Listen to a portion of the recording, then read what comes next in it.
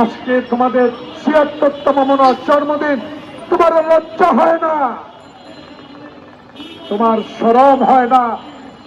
আওয়ামী লীগের মতো একটি প্রতিষ্ঠানের জন্মদিনে তুমি বলো আমি নাই তোমরা করো। পূর্ব পাকিস্তানের সেনাবাহিনী আনার সুযোগ করে দিয়েছিলেন, সম্পূর্ণ দোষ ছিল তখন আওয়ামী লীগ শেখ মুজিবের।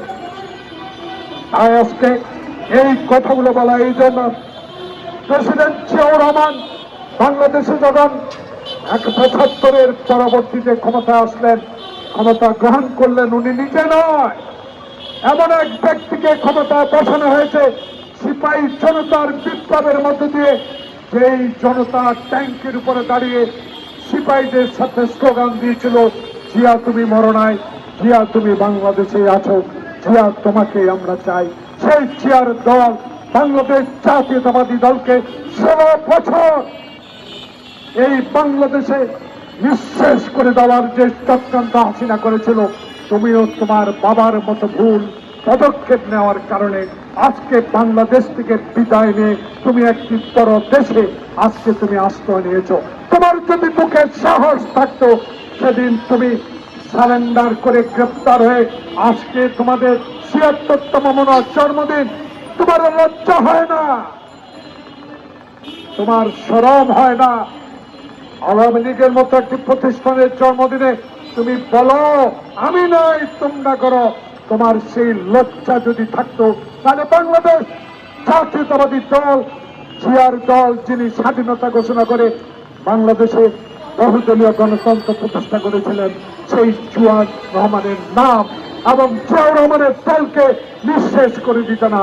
আজকে তাই তোমার এই পরিণতি চান না তোমার বাবা এবং তুমি নাই। বুকে সাহস আছে, আমার দলকে আমি বিশ্বাস করি। বাংলাদেশের স্বাধীনতা আন্দোলনে আমার দলের নেতার যে ভূমিকা, সেই ভূমিকাকে কটাক্ষ করে কথা বলেছিলেন শেখ হাসিনা। সেদিন পার্লামেন্টে যাওয়ার আমার সৌভাগ্য হয়েছিল।